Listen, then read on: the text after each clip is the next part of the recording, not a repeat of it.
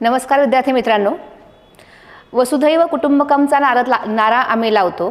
त्यानंतर साने गुरुजी म्हणतात, खरा तो एकची धर्म जगाला प्रेम अर्पावे.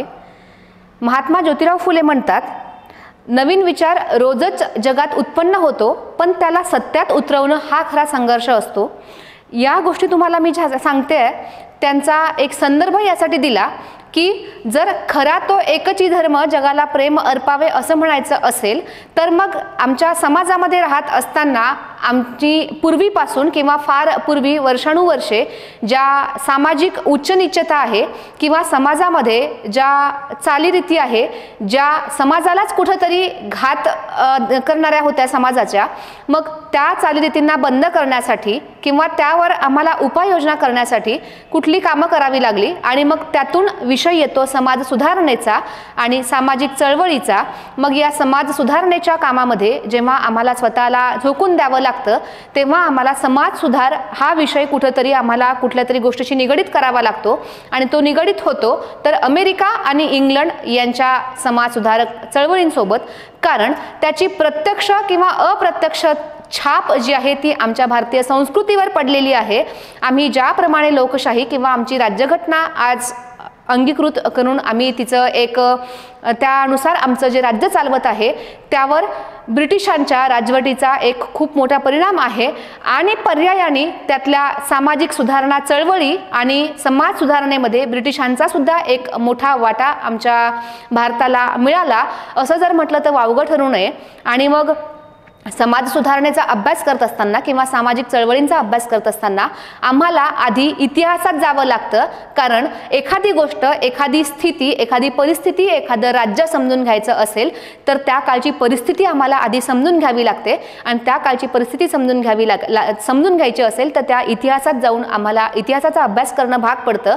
मग सामाजिक सुधार किंवा समाज कल्याण अध्ययन, समाज कल्याण प्रशासन आता वस्तुस्थिती किंवा वर्तमान काल याच्याशी आम्हाला त्याची जुळवणी करत असताना आधी आमच्या भारतामध्ये पूर्वी कुठल्या प्रकारच्या सामाजिक अडचणी होत्या किंवा त्या बाबतीत आम्हाला कोणत्या प्रकारच्या सामाजिक सुधारणा करण्यात आल्या आणि त्यानुसार आमची आजची जी राज्यपद्धती आहे ती त्यावर कशी विसंबून आहे. आणि आम्हाला मग समाज कल्याण अध्ययन याचा अभ्यास करत असताना आम्हाला प्रशासनात गेल्यानंतर आम्हाला कोणत्या पद्धतीने सगळ्या गोष्टी हाताळावयाच्या आहे त्याची नक्कीच छाप आमच्यावर पडणार आहे. आणि म्हणूनच आपल्याला समाज सुधारणेचा जो इतिहास आहे त्या विषयावर आज मी तुम्हाला थोडक्यात एक छोटीशी एक विश्लेषणात्मक माहिती तुम्हाला या ठिकाणी सांगणार आहे. ओके, सो समाज सुधार, सोशल रिफॉर्म्स आपल्याकडे भारतामध्ये कुठल्या पद्धतीने झाले आणि त्यामधली जी चळवळ आहे ती नेमकी कुठून सुरू झाली याचा आपण आज एक संक्षिप्त आढावा घेऊ. बघा विद्यार्थी मित्रांनो, समाजकार्याच्या ज्या प्राथमिक आणि दुय्यम पद्धती असतात अशा दोन प्रकारच्या ज्या पद्धती आहेत समाजकार्याच्या, या आपल्या सगळ्यांना माहिती आहे. त्यामध्ये प्राथमिक पद्धतींमध्ये येईल व्यक्ती सहाय्य कार्य, व्यक्तिनिशी म्हणजे केस वर्क प्रत्येक व्यक्तीसोबत, गट कार्य ग्रुप वर्क येईल आणि समुदाय संघटन येईल ज्यामध्ये कम्युनिटी ऑर्गनायझेशन येतील.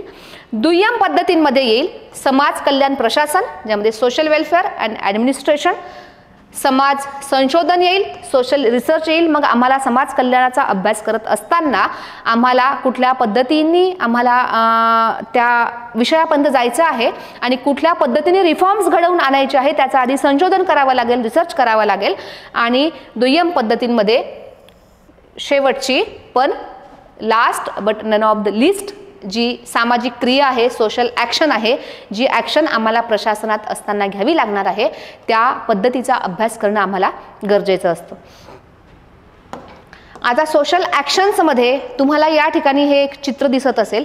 यामध्ये तुम्हाला ही जी महान व्यक्ती, हे जे महान समाज सुधारक दिसत आहेत, राजाराम मोहन रॉय यांनी सती प्रथा विरोधात बंड करून इंग्रजांचं सहाय्य घेऊन 1829 साली सतीप्रथा बंद करण्यामागे यांचा खूप मोठा वाटा आहे. पतीच्या निधनानंतर स्वतःला जिवंत अग्नीमध्ये झोकून द्यायचं आणि त्या ठिकाणी त्याला एखाद्या प्रथेचं, परंपरेचं नाव देऊन त्या स्त्रीने स्वतःला संपवायचं, या कुप्रथेचं नाव होतं सतीप्रथा आणि ते बंद करण्याचं श्रेय जातं राजाराम मोहन रॉय यांना. जागतिक स्तरावर सामाजिक चळवळीचा विचार केला तर अनेक देशांमध्ये वेगवेगळ्या चळवळी दिसून येतात. त्याचप्रमाणे भारतातील सामाजिक व्यवस्थेचा जर विचार केला तर तेथील सामाजिक चळवळी या विभिन्न आहेत. आता या सामाजिक चळवळींमध्ये सामाजिक असमानता, समाज व्यवस्थेतील अनिष्ट प्रथा, रीती इत्यादींमुळे याबाबत वेगवेगळी पावलं उचलावी लागलेली आहेत. येथील चळवळींनी परिस्थितीनुसार जन्म घेतला आहे हे यावरून आढळून येतं. म्हणजे कुठल्या बाबतीत कुठली परिस्थिती आहे आणि त्यानुसार कुठलं आम्हाला पाऊल उचलावं लागणार आहे हे त्यानुसार त्या वेळी त्या गरजेनुसार तशी तशी सामाजिक चळवळ त्या ठिकाणी झालेली आहे. भारतातील सामाजिक सुधार चळवळीचा इतिहास अगदी प्राचीन आहे. आज समाज व्यवस्थेमध्ये परिवर्तन दिसून येतं, याचं श्रेय त्या प्राचीन चळवळीला जातं. 13व्या शतकापासून याबाबत विचारमंथन केलं असेल तर वर्णव्यवस्थेने जोर धरलेला असतो. वर्णव्यवस्था आमच्याकडे आधीपासूनच अस्तित्वात होती. चतुर्वर्ण पद्धती आमच्याकडे होती. ब्राह्मण, क्षत्रिय, वैश्य आणि शूद्र अशी चतुर्वर्ण पद्धती. त्यामध्ये मग उच्चवर्णीय म्हणवल्या जाणाऱ्या लोकांमध्ये एक अहमभाव होता, अहमखंड होता. तर ज्यांना जाणून बुजून नीच आहे असा दर्जा त्यांना दाखवला होता. त्याच्यामध्ये न्यूनगंड निर्माण झाला होता. आपण समाजात कुठेच नाही, आपलं स्थान कुठलंच नाही, काहीच स्थान नाही असा त्यांच्यामध्ये एक न्यूनगंड निर्माण झाला होता. आणि त्यामुळे त्यांची जी सामाजिक परिस्थिती जर खालावली होतीच, पण मानसिक परिस्थिती सुद्धा इतकी खालावली होती की आज स्वातंत्र्याच्या अमृत महोत्सवानंतर सुद्धा आम्हाला पर्टिक्युलर एका वर्गाला, एका समाजाच्या एका लेवलपर्यंत आणण्यासाठी आम्हाला 75 वर्ष सुद्धा अपुरी पडतायत. हे या ठिकाणी खरं आमचं दुर्दैव आहे असं म्हणावं लागेल. या वर्गाला कोणतेही अधिकार नव्हते असं म्हणणं चुकीचं होणार नाही. कोणता वर्ग? तर मागासलेला वर्ग ज्याला आपण म्हणू शकतो. निम्न वर्गातील लोक पशु समान जीवन व्यतीत करत होते. त्यांना जाती व्यवस्थेमध्ये अमूलाग्र बदल पाहिजे होता, कारण त्यांना पशुसारखं, गुलामांसारखं ठेवलं जायचं. त्यांनी लोकांची सेवा करायची, लोकांची कामं करायची, एवढंच त्या ठिकाणी त्यांच्याकडून अपेक्षा केली जायची. त्यांना चांगले पदार्थ खाणे, चांगलं राहणं, सगळ्या समाजातल्या इतर लोकांप्रमाणे त्यांची जी राहणी आहे यासाठी त्यांना कुठलं स्वातंत्र्य त्यांना नव्हतं. तसा कुठलाच अधिकार त्यांना या जाती व्यवस्थेने किंवा या वर्ण व्यवस्थेने दिला नव्हता असं या ठिकाणी म्हणता येईल. सामाजिक सुधारणा म्हणजे काय? ओके, मानव हा एक सामाजिक प्राणी आहे जो एकत्रितपणे राहतो, माहितीची देवाणघेवाण करतो. मग त्यांना त्याची जाणीव असो वा नसो, ही देवाणघेवाण ऐच्छिक आणि अनैच्छिक असू शकते. प्राचीन काळापासून माणसाने आपल्या विविधतेसाठी अनेक प्रकारचे नियम आणि कायदे बनवलेले आहेत. त्यामधील काही कायदे आपण बघू की अनेक मानव कल्याणासाठी आहेत. अनेकांचा फायदा एका विशिष्ट वर्गाला होतो. हे थांबवायचं असेल तर लोक वेळोवेळी आवाज उठवत होते, ज्याने पुढे चळवळीचं रूप धारण करण्यास सुरुवात केली आणि आज जो समाज सुधार म्हणून ओळखला जातो. 4 पद्धती आहे यामध्ये. कुठल्या? तर पहिली पद्धत आहे मानव कल्याणासाठी आहेत, अनेकांचा फायदा एका विशिष्ट वर्गाला होतो. बऱ्याच वेळा अशा काही गोष्टी घडतात की ज्या गोष्टींचा फायदा घटकाला होतो. मग असं जर झालं तर हे थांबवण्यासाठी ज्यांच्यावर या गोष्टीमुळे अन्याय होतोय ते आवाज उठवतात. त्यांनी जर आवाज उठवला तर पुढं हा आवाज चळवळीमध्ये रूपांतरित होतो. तिथून एक चळवळ बनते आणि मग त्या चळवळीचं रूपांतर किंवा त्याची यशस्वीता जी आहे ती समाज सुधार इथपर्यंत येऊन पोचते. सामाजिक सुधारणा म्हणजे काय? सामाजिक सुधारणा हा सामाजिक चळवळीचा एक प्रकार आहे ज्याचा उद्देश सामाजिक किंवा राजकीय व्यवस्थेला आदर्शाच्या जवळ आणणे असा होतो. सामाजिक सुधारणा ही पूर्वीपासून अस्तित्वात असलेल्या जुन्या आदर्शांना नाकारणाऱ्या क्रांतिकारी चळवळींपेक्षा वेगळी आहे, ज्यामध्ये लोकांना समस्यांना सामोरं जावं लागतं. सामाजिक सुधारणा करत असताना ज्याप्रमाणे मी सुरुवातीला म्हटलं की महात्मा ज्योतिबा फुले म्हणतात, रोज नवीन विचार जन्म घेतो, पण तो नवीन विचार, नवीन चांगला विचार अस्तित्वात आणण्यासाठी मात्र त्यामागे खूप मोठा संघर्ष असतो. आणि त्याचप्रमाणे हा जो सामाजिक सुधार आहे तो सामाजिक सुधार जर घडवून आणायचा असेल तर लोकांना अनेक समस्यांना सुद्धा सामोरं जावं लागतं, तोंड द्यावं लागतं. हिंदू सुधारणा चळवळ आता बऱ्याच अंशी आपल्याला असं म्हणता येईल, ज्याप्रमाणे सुरुवातीला मी म्हटलं की आपल्याला आपल्या भारतामध्ये इंग्लंड आणि अमेरिकेच्या लोकशाहीची, सामाजिक सुधारणा चळवळीची प्रचंड अशी छाप आपल्यावर आहे, त्याप्रमाणे आपल्याकडे स्वातंत्र्यापूर्वीपासूनच समाज सुधार किंवा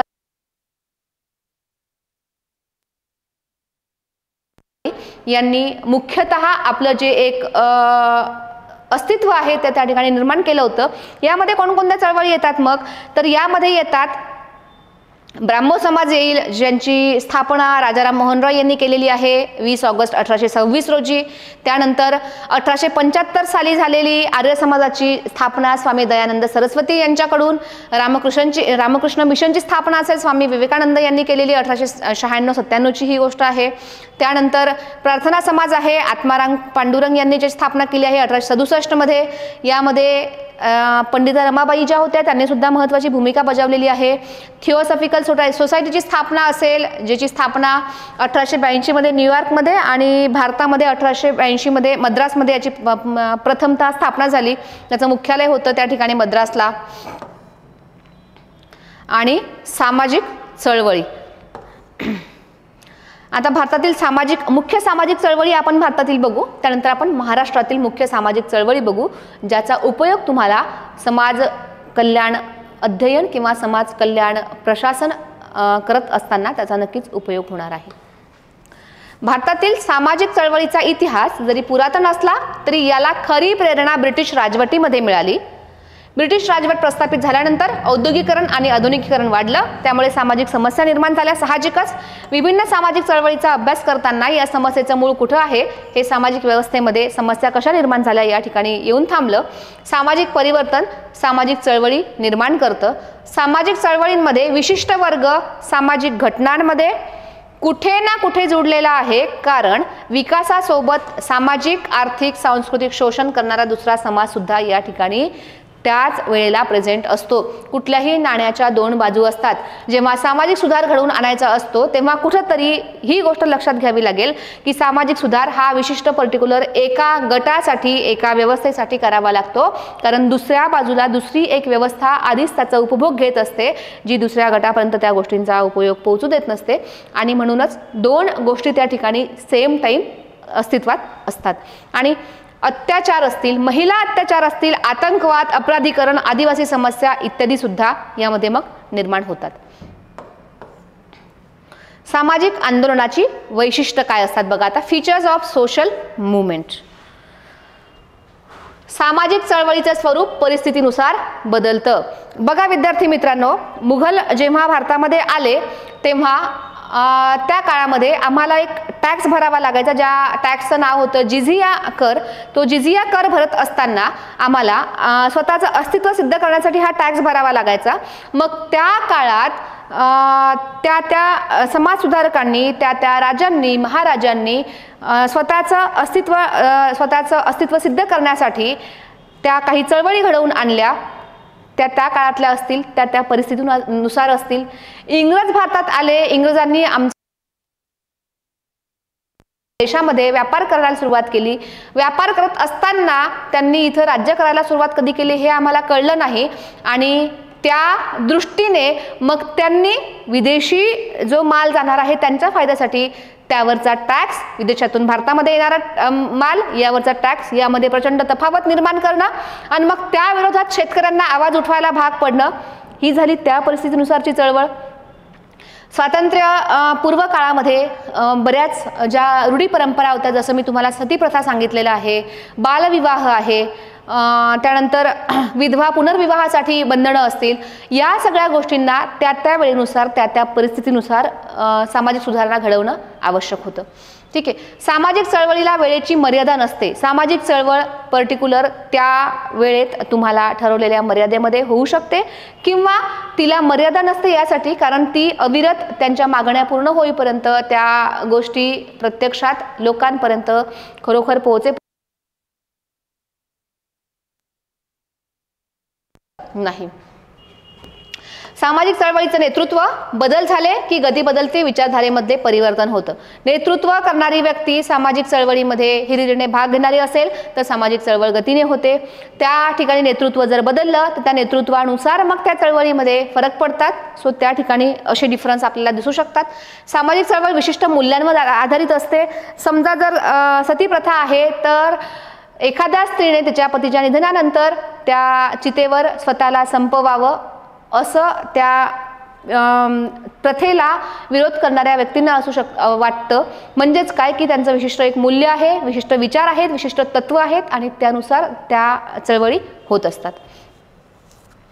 सामाजिक चळवळ सामाजिक घटनेवर किंवा समस्येवर सुद्धा आधारित असते. उदाहरणार्थ हुंडा प्रथा असेल, महिला अत्याचार असतील, यावर या गोष्टी अवलंबून असतात. हुंडा प्रथा हुंड्या घेणं, त्यानुसार मग तिच्यावर अत्याचार करणं, तिचा प्रसंगी बळी घेणं किंवा तिचा बळी जाणं, या वेळेनुसार त्या बदलत असतात. त्या विशिष्ट गोष्टींवर त्या ठिकाणी अवलंबून असतात.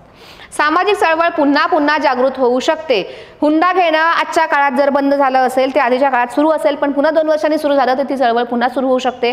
पुन्हा पुन्हा त्या नव्याने जन्म घेऊ शकतात सामाजिक चळवळी, एकाच विषयाच्या संदर्भातल्या सुद्धा. सामाजिक आंदोलन धार्मिक जातीय समस्येसोबत सुद्धा जोडलेली असतात. त्यानंतर सामाजिक चळवळ सामाजिक समस्येसोबत सुद्धा लढाई असते आणि सामाजिक चळवळ अत्याचार शोषणाविरोधात आवाज उठवते. उदाहरणार्थ स्त्रियांवर होणारे पाशवी अत्याचार या विरोधात सुद्धा सामाजिक चळवळ आवाज उठवू शकते. ती एक सामाजिक चळवळच असते.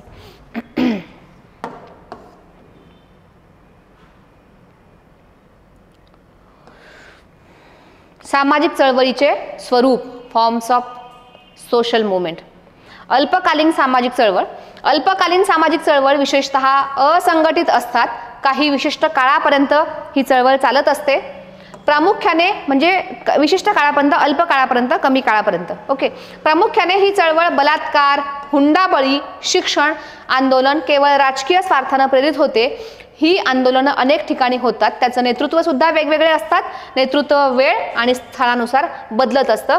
फॉर एक्झाम्पल जर आपण यामध्ये शिक्षण हा विषय घेतला, कारण बलात्कार आणि हुंडाबळी हा विषय सगळ्यांना परिचित आहे, त्यानुसार होणाऱ्या चळवळी सुद्धा आपण बघितलेल्या आहेत. शिक्षणामध्ये जर आपल्याला सगळ्यांना माहिती आहे की MPSCचा जो डिस्क्रिप्टिव्ह पॅटर्न येतो आहे 2025 पासनं, तो आधीच येणार होता, पण विद्यार्थ्यांनी आंदोलनं केली कारण 2 वर्ष जी कोविडमध्ये गेली त्यामुळे विद्यार्थ्यांचं नुकसान झालं. त्यांचे 2 अटेम्प्ट वाया गेले. तिथे त्यांचा अभ्यास होऊ शकला नाही, लायब्ररीमध्ये जाता आलं नाही, त्यांना क्लासेस करता आले नाही आणि त्यामुळे विद्यार्थ्यांनी आंदोलनं केली आणि मग 2 वर्ष वाढवून ती जी डिस्क्रिप्टिव्ह पॅटर्न आहे UPSCच्या धर्तीवर, तो आता 2025 पासून होणार आहे. त्याचा अर्थ काय की ती तेवढ्या काळापुरती, अल्प काळापुरती ती चळवळ मर्यादित होती. त्याच्यावर तोडगा निघाला, निर्णय निघाला की ती चळवळ त्या ठिकाणी संपुष्टात येते. त्यानंतर अजून अशी बरीच उदाहरणं आहेत जी काही राजकीय हेतूंवर सुद्धा अवलंबून असतात. राजकीय हेतूंनुसार त्या ठिकाणी त्या वेळी त्या स्थळानुसार त्याचं नेतृत्व सुद्धा बदलत असतं, त्याची वेळ सुद्धा बदलत असते. दीर्घकालीन सामाजिक चळवळी कोणत्या? तर या आंदोलनाला व्यापक स्तरावर प्रतिसाद मिळतो. अस्पृश्यता विरोधी चळवळ भारतामध्ये स्वातंत्र्यापूर्वी, स्वातंत्र्यानंतर ही चळवळ सातत्याने चालत आलेली आहे. नवे ती आतापर्यंत 1989चा जो अॅट्रॉसिटी ॲक्ट आहे, तो ॲक्ट सुद्धा म्हणजे आपण स्वातंत्र्यापूर्वी सामाजिक चळवळींवर बोलत होतो, सामाजिक चळवळी घडून आणत होतो, चतुर्वर्ण व्यवस्था संपुष्टात आणण्याच्या मार्गावर होतो. प्रत्येकाला समान अधिकार आम्ही आमच्या लोकशाहीमध्ये दिलेला आहे, आमच्या राज्यघटनेमध्ये दिला आहे. तरी सुद्धा 1989 मध्ये अॅट्रॉसिटी ॲक्ट जो आहे तो लागू करावा लागतो. याचा अर्थ असा होतो की पर्टिक्युलर मागासलेल्या समाजाला अजूनही कुठेतरी स्वतःचं अस्तित्व निर्माण करण्यासाठी संघर्ष करावा लागतोय आणि मग त्यांना कुठेतरी सुरक्षितता प्राप्त करून देण्यासाठी अशा चळवळी दीर्घ काळासाठी सुरूच असतात. त्या कधीही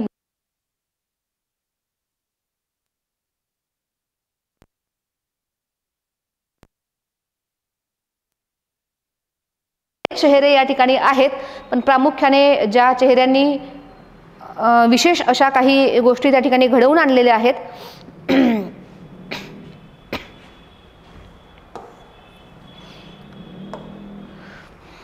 प्रथमतः भारतातील सामाजिक सुधारणा चळवळींमध्ये इंग्रजांच्या काळात राजाराम मोहन राय यांचं नाव प्रथम स्थानी घेतलं जातं, कारण जी सती प्रथा बंद करण्यामागे त्यांचं एक त्यांचाच खूप मोठा वाटा आहे आणि इंग्रजांच्या मदतीने त्यांनी ही प्रथा बंद केलेली आहे आणि इथूनच सुरुवात होते. मग त्यांनी राजाराम मोहन रॉय यांनी ब्राह्मो समाजाची स्थापना केली सामाजिक सुधारणा चळवळींसाठी. तर बघू आपण त्यांच्याबद्दल, या ब्राह्मो समाजाबद्दल. 19व्या शतकामध्ये विविध सामाजिक समस्या नावारूपास आल्या होत्या. त्यापैकी सती प्रथा ही एक जटिल समस्या स्त्रियांच्या बाबतीत होती. स्त्रियांवरील अगणित अत्याचाराची मालिका या शतकामध्ये होती.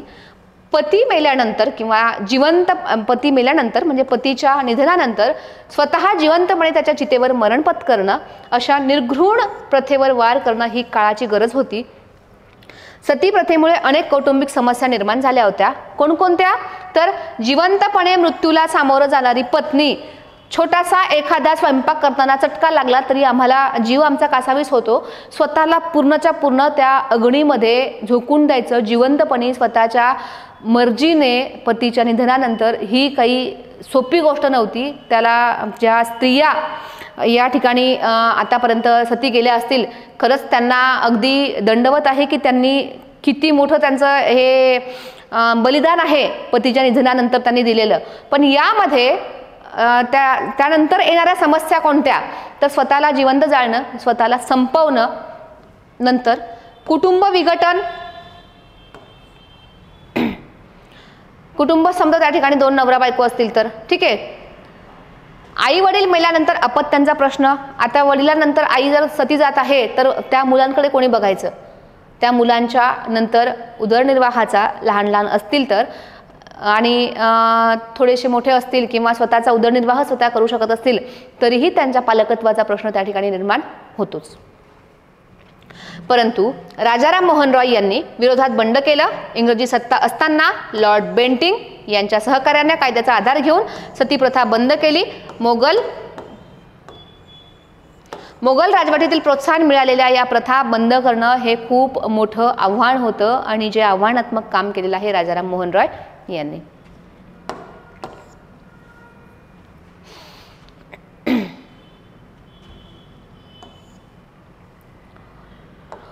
ब्राह्मो समाजाच्या माध्यमातून किंवा त्याची तत्व काय आहेत आपण बघू. राजाराम मोहन रॉय यांनी धार्मिक सामाजिक विचारधारांच्या प्रसाराकरता 20 ऑगस्ट 1822 रोजी कलकत्त्यामध्ये ब्राह्मो समाजाची स्थापना केली. धर्मातील अंधविश्वास नाहीसा करण्याकरता ब्राह्मो समाजाची स्थापना करण्यात आली होती. धर्मातील अंधश्रद्धा समाजाच्या विकासाकरिता अडचण निर्माण करणार नाही आणि समाज परिवर्तन होईल अशा उद्देशाने ब्राह्मो समाज कार्य करू लागला. यामध्ये कोणकोणते तत्व होते यांचे? तर मूर्तीपूजेस विरोध केला ब्राह्मो समाजाने, सर्व धर्म समभाव, मानवतावादी दृष्टिकोन, ईश्वर सर्वशक्तिमान आहे. मूर्तीपूजेस फक्त विरोध केला याचा अर्थ नास्तिक त्यांनी म्हटलं किंवा देव नाही असं म्हटलं नाही, तर ईश्वरच सर्वशक्तिमान आहे असं सुद्धा त्यांचं तत्व होतं. जातीवाद निषेध केला. प्राणीमात्रांवर प्रेम करा आणि एकेश्वर वादावर विश्वास ठेवा. म्हणजे ईश्वर हा एकच आहे, तो कुठल्याच जातीसाठी वेगळा, कुठल्याच धर्मासाठी एखादा वेगळा देव आहे, कुठल्या वेगळ्या जातीसाठी वेगळा आहे असं त्यांनी म्हटलं नाही. तर ब्राह्मो समाजाच्या माध्यमातून त्यांनी एकेश्वर वादावर भर दिला आणि ईश्वर सर्वशक्तिमान आहे, मात्र मूर्तीपूजेतून काही तथ्य नाही तर तुम्ही प्राणीमात्रांवर दया करा, मानवतेला प्रोत्साहन द्या, सर्व धर्म समभाव ही भावना जोपासा असं त्यांनी या समाजाच्या माध्यमातून आपल्याला सांगितलं. त्यानंतर स्वामी दयानंद सरस्वती यांनी स्थापन केलेला आर्य समाज आहे, ज्याची स्थापना 1824 मध्ये झालेली आहे गुजरातमध्ये. स्वामी दयानंद सरस्वती यांचा जन्म गुजरातमध्ये झालेला आहे. दीक्षा घेतल्यानंतर संपूर्ण भारतामध्ये वैदिक धर्माचा प्रसार केला. आर्य समाजाची स्थापना 1824 मध्ये नाही, त्यांचा जन्म झालेला आहे स्वामी दयानंद सरस्वती यांचा 1824 मध्ये. 1875 मध्ये मुंबईला आल्यानंतर त्यांनी सत्यार्थ प्रकाश या ग्रंथाचं लिखाण केलं. धार्मिक व सामाजिक सुधार कार्याची सुरुवात केली. 19व्या शतकामध्ये ब्रिटिश राजवटीमध्ये संपूर्ण भारतावर इंग्रजी संस्कृतीचा प्रभाव पडला, त्यामुळे सांस्कृतिक समस्या निर्माण होण्यास सुरुवात झाली होती. विविध आंदोलनाचा प्रभाव भारतीय समाज व्यवस्थेवर होत होता. स्वामी दयानंदांनी या आंदोलनाद्वारे प्रभाव आणि नवी चेतना लोकांमध्ये निर्माण करण्याचा प्रयत्न केला. कारण इंग्रज भारतात आले, त्यांनी या ठिकाणी आपली पाळंमुळं रोवली, राजकीय सत्ता या ठिकाणी प्रस्थापित केली, त्याचबरोबर आमची संस्कृती सुद्धा बदलण्याचा त्यांनी प्रयत्न केला. पण आमची वर्षानुवर्ष शतकं चालत आलेली संस्कृती तिचं जतन करणं हे सुद्धा आमचं एक कर्तव्य होतं. या गोष्टीचा कुठेतरी समाजाला विसर पडत चाललेला होता आणि ते आठवण करून देण्याचं काम स्वामी दयानंद सरस्वती यांनी केलं. त्यांनी आर्य समाजाच्या माध्यमातून. आर्य समाजाच्या विचारधारेने पुढील बाबी प्रकाशमय झाल्या. कोणकोणत्या? शिक्षण प्रणालीमध्ये प्रोत्साहन आणि नवी जागृती आली. धर्माधर्मांमध्ये आदरभाव यथायोग्य व्यवहार करण्यासाठी ते प्रेरित झाले. वेद ग्रंथांचं वाचन आणि आचरण, सत्य मार्गावर जीवन व्यतीत करणं. आर्य समाजाचे वेदांचा प्रचार अति जोरात केला. स्त्री सक्षमीकरणाचे त्यांनी प्रयत्न केले. दलित पीडितांना नवी दिशा दाखवली आणि सामाजिक परिवर्तन सुद्धा करण्याचा या आर्य समाजाच्या माध्यमातून स्वामी दयानंद सरस्वती यांनी प्रयत्न केला. 1822चा जन्म आहे स्वामी दयानंद सरस्वती यांचा आणि 10 एप्रिल 1875 मध्ये मुंबई या ठिकाणी त्यांनी आर्य समाजाची स्थापना केली. जन्म त्यांचा गुजरातचा आहे. ओके. प्रार्थना समाजाच्या विनंतीला मान देऊन स्वामी दयानंदांनी पुण्यातील जनतेला वेदांचं मार्गदर्शन केलं होतं. मात्र पुण्यातील सनातन्यांनी त्यांना मोठा विरोध केला आणि त्यामुळे 1877 मध्ये स्वामी दयानंद यांनी महाराष्ट्राबाहेर तत्कालीन पंजाब प्रांतातील लाहोर या ठिकाणी आर्य समाजाची एक वेगळी शाखा त्या ठिकाणी निर्माण केली. लाहोर हेच पुढील काळामध्ये आर्य समाजाचं प्रमुख केंद्र बनलेलं होतं. महाराष्ट्रामध्ये आर्य समाजाने मुंबई, सोलापूर, कोल्हापूर या ठिकाणी उच्च शिक्षणासाठी महाविद्यालय सुद्धा आर्य समाजाच्या माध्यमातून सुरू केलेली होती, ज्याची स्थापना स्वामी दयानंद सरस्वती यांनी केली होती सामाजिक सुधारणांसाठी. रामकृष्ण मिशन, परदेशात सुद्धा आपल्या भारतीय संस्कृतीचा प्रचार प्रसार करणारे युगपुरुष स्वामी विवेकानंद यांनी रामकृष्ण मिशनची स्थापना केलेली आहे. रामकृष्ण परमहंस यांचे ते शिष्य होते. 1 मे 1897 रोजी रामकृष्ण मिशनची स्थापना त्यांनी केली. समाजामध्ये मानवतावादी दृष्टिकोन स्थापित करून भेद निर्मूलन करण्याचं कार्य मिशनद्वारे केलं गेलं. समाजाची निस्वार्थ सेवा करणे हा त्यांचा मुख्य उद्देश होता. या मिशनचं कार्य काय होतं तर मानववाद समाजामध्ये निर्माण करणं आणि त्याचा प्रसार करणं, धर्मातील अंधश्रद्धा आणि कुप्रथा नाहीसी करणं, जातीजातींमधील पूर्वग्रह नाहीसा करणं, समाज व्यवस्थेमध्ये भेद नाहीसे करून सामाजिक समानता प्रस्थापित करणे, सर्व धर्माचा सन्मान करणं, आरोग्यविषयक सेवा देणं, दुर्बल तथा निर्धन व्यक्तींची सेवा करून पुनर्वसन करणं, वेदांचं ज्ञान सर्व समाजातील घटकांपर्यंत पोहोचवणं, समाजातील व्यक्तींना समाजसेवेकरता प्रेरित करणं आणि समाजातील कार्यकर्त्यांनी समाजसेवेकरता प्रेरित करून प्रशिक्षण देणं ही रामकृष्ण मिशनची तत्व होती, त्यांची कार्य होती. विद्यार्थी मित्रांनो, आतापर्यंत आपण जे चळवळी बघितल्या, जे सामाजिक सुधारणांचे जे नावं बघितली, त्यामध्ये जरी हिंदू धर्मातील ह्या सामाजिक सुधारणा चळवळी असतील तरी प्रत्येक धर्माचा उद्देश, प्रत्येक धर्माचा नाही, प्रत्येक चळवळीचा उद्देश, प्रत्येक समाजाचा उद्देश म्हणजे ब्राह्मण समाज असेल, रामकृष्ण मिशन असेल, यांचा प्रत्येकाचा उद्देश मात्र कमी जास्त प्रमाणात समान असल्याचा आपल्याला आढळून येतो आणि तो म्हणजे मानवतावाद, एकेश्वरवाद, मानवांप्रती प्रेम, त्यानंतर सर्व धर्म समभाव या सगळ्या गोष्टींनाच प्रत्येकाने त्या ठिकाणी चालना दिलेली आहे. थिओसॉफिकल सोसायटी याची स्थापना 1882 मध्ये झालेली आहे. मद्रासला श्रीमती हेलेना पेट्रिवा ब्लावत्स्की आणि कर्नल अल्काट यांनी याची स्थापना केलेली आहे. हेलेना ह्या रशियन महिला होत्या. त्यांनी भारतीय समाज व्यवस्थेला समोर ठेवून भारतामध्ये थिओसॉफिकल सोसायटीची स्थापना करण्याकरता त्यांनी त्यांची महत्त्वाची भूमिका त्या ठिकाणी आहे. भारतातील सामाजिक, सांस्कृतिक आणि धार्मिक स्थितीचा अभ्यास करून सर्व धर्म समभावाची शिकवण देशाला त्यांनी दिलेली आहे आणि भारतातील विविध पंथ, जाती, धर्म इत्यादींमध्ये भेदभाव न करता विश्व बंधुत्वाचा संदेश सुद्धा त्यांनी त्या ठिकाणी दिलेला आहे. काय होती याची तत्व तर सर्व धर्मांमध्ये एकता आणि बंधुभाव निर्माण करणं, विश्व बंधुत्वाची शिकवण त्यांनी दिली. सर्व जाती धर्मांमध्ये एक दुसऱ्यांप्रती प्रेमाची व त्यागाची भावना निर्माण केली. बनारस या ठिकाणी सेंट्रल हिंदू महाविद्यालयाची स्थापना केली आणि शिक्षणाचा प्रसार केला. पुढे ज्याचं रूपांतर बनारस हिंदू विद्यापीठामध्ये करण्यात आलं होतं आणि समाज परिवर्तन करण्याकरता थिओसॉफिकल सोसायटीने बरेच प्रयत्न केले. समाजातील भेदभाव सुद्धा यामुळे नाहीसे झाले.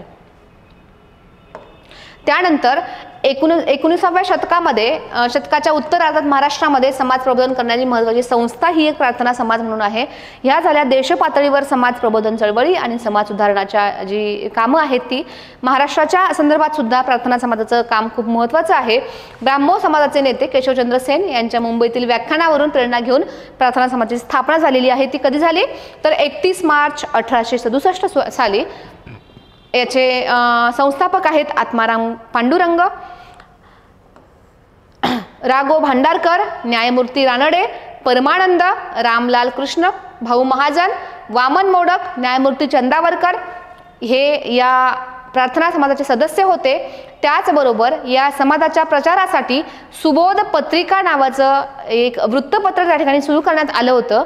या समाजाची तत्व काय होती तर एकेश्वरवाद, अवतार संकल्पना ही चुकीची आहे आणि मूर्तीपूजा हे थोतांड आहे, ही या समाजाची वैशिष्ट्य होती किंवा तत्व होती.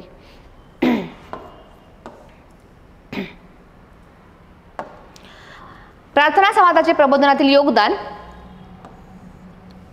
प्रार्थना समाजाचे एक सदस्य आहेत नाम जोशी यांनी सोशल सर्व्हिस लीग या संस्थेची स्थापना करून मजुरांची स्थिती सुधारण्यासाठी त्यांनी प्रयत्न केले. नामदार गोखले यांनी देशसेवेसाठी चांगले कार्यकर्ते निर्माण करण्याच्या उद्देशाने भारत सेवक समाजाची सुद्धा स्थापना केली. मजुरांसाठी मुंबईत रात्रशाळा सुरू करण्यात आली. अस्पृश्यांच्या उन्नतीसाठी महर्षी विठ्ठल रामजी शिंदे यांनी 18 ऑक्टोबर 1906 रोजी डिप्रेज्ड क्लासेस मिशनची स्थापना केली होती आणि प्रार्थना समाजाच्या वतीने पंढरपूर या ठिकाणी अनाथ बालकाश्रम सुद्धा काढण्यात आलं होतं. आर्य महिला समाजाची स्थापना पुण्यामध्ये झालेली आहे. त्याच काळात स्त्रियांसाठी कार्य करणारी एक संस्था आहे. प्रार्थना समाजाबद्दलच्या शंकांचं निरसन करण्यासाठी न्यायमूर्ती रानडे यांनी थिसिस्ट कॉन्फेशन ऑफ फेथ एकेश्वर निष्ठांची कैफियत हा निबंध लिहिला. या समाजाने हिंदू धर्मातील दोष दूर करण्यासाठी अस्पृश्यता निर्मूलन, विधवा पुनर्विवाह, स्त्री शिक्षण, बालविवाह विरोध इत्यादी धर्म सुधारणांचं सुद्धा प्राधान्य दिलं. प्रार्थना समाजाने भारतातील ब्रिटिश सत्तेचं समर्थन केलं कारण त्यामध्ये काही सामाजिक सुधारणा घडवून आणण्याची तत्व त्यांनी अंगीकारली होती. काय मर्यादा होत्या यांच्या तर प्रार्थना समाजाच्या बुद्धिजीवी व विचारवंत नेत्यांना जनतेशी जवळीक साधता आली नाही. समाजाच्या अनुयायांच्या वर्तनामध्ये आणि कृतीमध्ये विसंगती असल्यानं हा समाज हिंदू धर्मीयांना आपल्या कार्यात पूर्णपणे सहभागी करून घेऊ शकला नाही. कारण प्रत्येक वेळी बोले तैसा चाले त्याची वंदावी पाऊले असं जरी आपण म्हणत असलो तरी प्रत्येक वेळी ज्या गोष्टी एखादी व्यक्ती सांगते ती तशा प्रकारे करतेच असं नाही. त्या ठिकाणी विसंगती आढळून येते आणि इथे सुद्धा अशाच काहीशा गोष्टी घडल्या आणि त्यामुळे या समाजाला लोकांपर्यंत पोहोचण्यात अपयश आलं आणि मग या समाजाचं जे कार्य होतं त्या ठिकाणी कुठंतरी कमी पडलं. आणि महाराष्ट्रामध्ये सगळ्यात महत्त्वाचा जो समाज आपल्याला म्हणता येईल खूप महत्त्वाचा, ज्यामध्ये स्वतः खूप जास्त त्रास सहन करून घेऊन पती पत्नी संपूर्ण त्या समाजकार्यासाठी झोकून देऊन स्वतःचं आयुष्य समाजकार्यात झोकून देणारे पती पत्नी या समाजाशी निगडित आहेत, जे क्रांतिज्योती सावित्रीबाई फुले आणि त्यांचे पती महात्मा ज्योतिराव फुले आणि महात्मा ज्योतिबा फुले यांनीच 1873 मध्ये सत्यशोधक समाजाची स्थापना केली आहे. 24 सप्टेंबर 1873 मध्ये. काय उद्देश होता या समाजाचा तर शूद्रातिशूद्रांची स्थिती सुधारण्यासाठी व त्यांची धार्मिक आणि सामाजिक गुलामगिरी नष्ट करण्याच्या उद्देशाने 24 सप्टेंबर 1873 रोजी या समाजाची स्थापना झाली होती. याचा उद्देश काय होता तर धर्मभेदमूलक विद्वेष, जातीभेदमूलक उच्च नीच भाव, स्त्री दास्य, हिंदू धर्मातील मूर्तीपूजा व संस्कृत भाषेतील कर्मकांड यांचं समूळ उच्चाटन करण्यासाठी या सत्यशोधक समाजाची स्थापना केली होती महात्मा ज्योतिराव फुले यांनी. सार्वजनिक सत्यधर्म, गुलामगिरी, ब्राह्मणांचं कसब, शेतकऱ्यांचा आसूड या ग्रंथामध्ये ज्योतिबांनी सत्यशोधक समाजाच्या तत्वांबद्दल विवेचन सुद्धा केलेलं आहे. सत्यशोधक समाजाचं ब्रीदवाक्य काय होतं तर सर्व साक्षी जगतपती त्याची नकोच मध्यस्थी. सत्यशोधक समाज सुधारण्याची महाराष्ट्रातील पहिली चळवळ होती. सत्यशोधक समाजाने ग्रामीण भागामध्ये शाखा स्थापन करून साप्ताहिक समतेतून जनजागृती केली. कीर्तन, पोवाडे, प्रवचने या लोकशिक्षणाच्या माध्यमातून अनिष्ट सामाजिक प्रथांवर टीका केली होती. सत्यशोधक समाजातून प्रेरणा घेऊन छत्रपती शाहू महाराज, कर्मवीर भाऊराव पाटील यांनी शैक्षणिक क्षेत्रामध्ये मोलाची कामगिरी केलेली आपल्या सर्वांना माहिती आहे. त्यानंतर या समाजाच्या कार्यापासून डॉक्टर बाबासाहेब आंबेडकर यांनी दलितोद्धाराची सुद्धा प्रेरणा त्या ठिकाणून घेतलेली आहे. आणि 1885 मध्ये महात्मा फुले यांनी सत्यशोधक समाजाच्या वतीने पुण्यामध्ये मिरवणूक काढून सामान्य जनतेला सुद्धा त्यांनी एकत्र आणण्याचं काम या सामाजिक सुधारणेच्या माध्यमातून केलेलं आहे. सार्वजनिक सभा 1870 मध्ये न्यायमूर्ती महादेव गोविंद रानडे यांनी या सार्वजनिक सभेची स्थापना केलेली आहे. 1870 मध्ये पुण्यामध्ये. 1867 मध्ये ही जी संस्था आहे ती पुणा असोसिएशन या नावाने स्थापन झाली होती आणि मग त्याचं रूपांतर झालं सार्वजनिक सभेमध्ये. महादेव गोविंद रानडे यांना सार्वजनिक काका असं सुद्धा म्हणायचे. महादेव गोविंद रानडे यांनी स्थापना केलेली आहे आणि गणेश वासुदेव जोशी यांना सार्वजनिक काका असं म्हणायचे. ते सार्वजनिक सभेचे संस्थापक होते महादेव गोविंद रानडे यांच्यासोबत आणि म्हणूनच त्यांना सार्वजनिक काका असं सुद्धा म्हटलं जायचं. याचे अध्यक्ष होते श्रीनिवास पंत प्रतिनिधी, हे औंध संस्थानाचे होते. याचे उपाध्यक्ष होते श्रीमंत चिमणाजी रघुनाथराव पंत, जे भोरचे सचिव होते. आणि या कार्यामागीलची कल्पना आणि विचार होता न्यायमूर्ती रानडे आणि त्यांच्या विचारांची अंमलबजावणी सार्वजनिक काकांची जी सार्वजनिक सभा आहे त्यामार्फत पुण्यामध्ये यांचं सामाजिक सुधारणा या बाबतीत खूप महत्त्वाचं आणि मोलाचं कार्य त्या ठिकाणी आहे. काय आहे सार्वजनिक सभेचं प्रमुख कार्य? तर 1876-77च्या दुष्काळामध्ये आर्थिक आणि कृषी विषयक समस्यांचा या सभेने अभ्यास केला. लोकमान्य टिळकांनी सार्वजनिक सभेमार्फत खंडबंदीची चळवळ म्हणजे साराबंदीची चळवळ उभारली. टिळकांच्या काळामध्ये सार्वजनिक सभेवर जहालांचं वर्चस्व निर्माण झाल्यानं रानडे आदी मवाळांनी तिचा त्याग करून डेक्कन सभा स्थापन केली. सार्वजनिक सभेच्या पहिल्या महिला अध्यक्ष 2016 साली मीरा पावगी यांनी सभेच्या अध्यक्षस्थानी त्यांची निवड झाली होती. ज्या सार्वजनिक सभेच्या पहिल्या महिला अध्यक्ष म्हणून होत्या मीरा पावगी. सार्वजनिक सभेच्या 150 वर्षांच्या इतिहासामध्ये अध्यक्षपदासाठी विराजमान होणाऱ्या त्या पहिल्या महिला होत्या. राष्ट्रीय भारतीय सामाजिक परिषद 1887 मध्ये याची स्थापना आहे आणि संस्थापक सुद्धा न्यायमूर्ती महादेव गोविंद रानडे होते.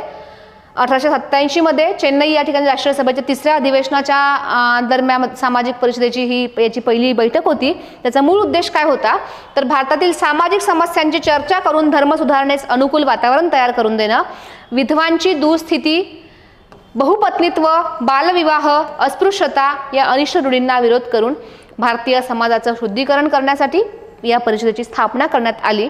या परिषदेने आंतरजातीय विवाहांना सुद्धा प्रोत्साहन दिलं. बालविवाह रोखण्यासाठी प्रार्थना चळवळ प्लेज मुवमेंट यांनी चालू केली होती आणि सामाजिक परिषद ही स्वतंत्रपणे कार्य करणारी संघटना होती. मात्र राष्ट्रीय सभेतील सनातन्यांनी विरोध केल्यामुळे या परिषदेला काँग्रेस अंतर्गत संघर्षाचं स्वरूप मात्र प्राप्त झालं होतं. आणि विद्यार्थी मित्रांनो, अशा प्रकारे मी तुम्हाला सुरुवातीला सांगितल्याप्रमाणे आपल्याला सामाजिक सुधार किंवा सामाजिक अध्ययन या विषयाचा अभ्यास करत असताना आपल्याला इतिहासातल्या सामाजिक सुधारणा चळवळींचा एक आढावा घेणं सुद्धा गरजेचं असतं आणि त्यानुसारच आपण सोशल रिफॉर्म्स सामाजिक सुधार या विषयावर आज एक विश्लेषणात्मक सेशन घेतलं. नक्कीच तुम्हाला समाज कल्याण याचा अभ्यास करत असताना आणि परीक्षेमध्ये याचा नक्कीच उपयोग होईल असं या ठिकाणी मला वाटतं.